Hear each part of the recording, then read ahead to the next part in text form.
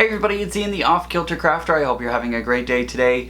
Today we're doing another clean and simple Halloween card. I could have complicated this with a lot more of embellishments or inks or so many different things, but I love the low poly mesh style and aesthetic, and I really wanted to let that speak through and be the focus of this card. So I put together this very clean and simple card that is easy to recreate, and I hope it gives you kind of some inspiration for clean and simple Halloween cards that you can make.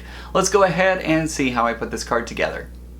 For today's project, I'm going to use some more of these close to my heart bits and bobs, if you will. They all came in the same kit together, so they do match up well together, but you could really mix and match with all sorts of different Halloween sets and things that you have already in your stash, because we all know we have that stash of just everything. So anyways, I'm going to use this paper. I'm going to use just this corner of it. I like the orange low poly animals for Halloween.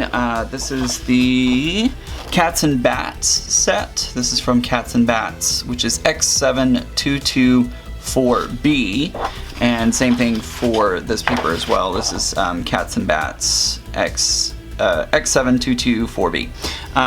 On this side of the page we have some great sayings and stuff like jack-o'-lantern, trick or treat, hocus pocus, black cat, all that kind of stuff. But I'm sticking with these animals. I love how they look. I'm also going to use this low poly outline glitter owl, and I think the hoot will be a hoot on the front of the card. Get it? Hoot will be a hoot. Anyways, so the first thing that I'm going to do is I'm going to go ahead and cut down this paper to 4 1/4 by 5 1/2. That's going to be the size of my card today. So let's go ahead and trim this and then trim out the orange part of this as well. Next, I'm going to take my Simon Says Stamped Stitch Circle dies, and I'm going to go ahead and find one that fits just around this owl without being too big. I don't want anything super big. So this is close, but it's just too small. I would end up getting the owl kind of cut off a little bit, so I don't want that. I want to go a little bit bigger. This is going to be just inside that orange, which is perfect, and we cover up the entire owl, which again is perfect. For some odd reason, our eyes like whenever, if we have a single object, like it likes, our brains like it whenever it's a little higher. I don't know why that is. That's science for you. That's where our brains like things to be. So I'm gonna put it a little bit higher than centered to help satisfy that brain urge to be off center like that. I don't know why. Anyways, all right, so this is what it's gonna look like so far. I'm gonna add some purple tape onto my die cut just to make sure it stays stuck down in place whenever I put it through the die cut machine, which I'm gonna be using my Cricut Cuttlebug to do the die cutting. So let's go ahead and do that, and we'll come back after that. I'm gonna save the inner part because I'm sure I can use that somewhere. Looks like it, I can't throw that paper away. It's just so awesome. So anyways, all right, so we got that there. Let me put my die back where it belongs on my magnetic sheet. And now, so this is gonna go behind here like so. And this is gonna go right there like so. That looks really cool. I really like how this is all coming together. So let's go ahead and start putting this onto the actual card. Even though you're not gonna see the card behind this panel at all, you're only gonna see the back and the outside or inside of the card. I'm gonna put it on Craft 100-pound cardstock because I feel like it fits better with the color palette that I'm using, so I'm gonna use that to kind of make it all work, if you will. Let's see, I don't know which way I want it to go.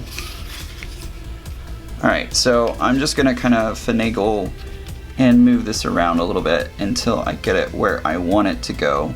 So that's gonna go there like that. And this part, so what I'm gonna do is I'm gonna grab my pencil. Where's my pencil? I'm gonna grab my pencil and I'm just gonna make little marks in the corner so that way I know where this piece goes whenever I officially put it down. It may be a little off, and that's not a big deal at all.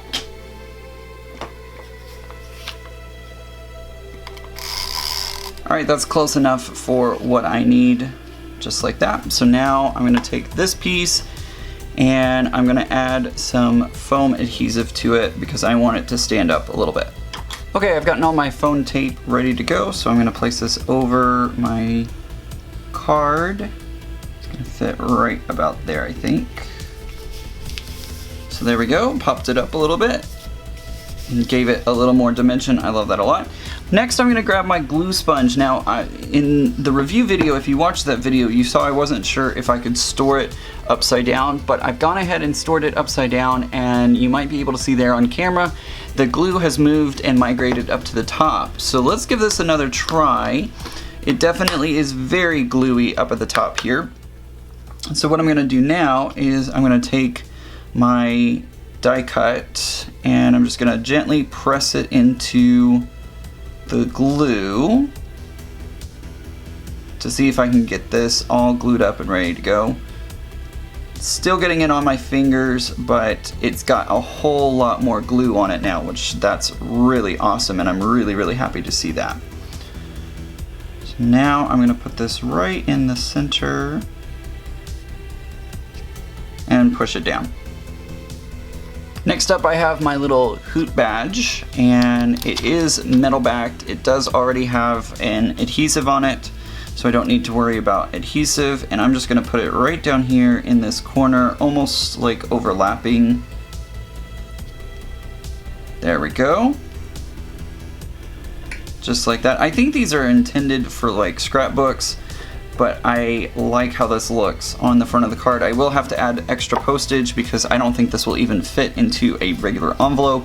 I'll have to add extra postage to this one when I send it out because it is so bulky. In fact, I may have to make one of those like thicker envelopes that you can do on the punch board, the envelope punch board, so that way it'll fit inside, because I know for a fact this will not fit into a standard envelope. There you go, guys. Here's today's card. I probably could have done this in about 10 minutes. It went by really quickly, but I'm really loving the simple and clean cards for Halloween. I think this is a really great thing. Could you have done more? Absolutely. But I think this is a great piece that really makes a statement, and I love the bold designs of the low poly images. I think that really brings out and makes this card.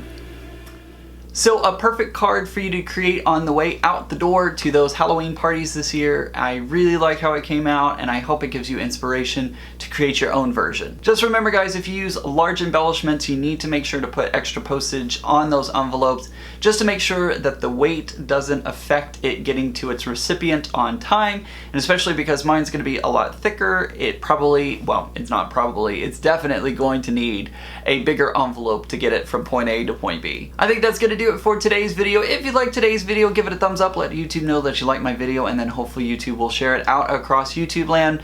Also, guys, don't forget to hit that button down below that says subscribe to my YouTube channel and get great updates every time I post a new video or go live by clicking the bell icon. You can also get social with me by checking out my social media links down in the description below. I have Instagram, Facebook, Twitter, and more. Go check out all of those places, say hello, and get social. I hope everybody has a great day, and remember, guys, normal's just the setting on the dryer.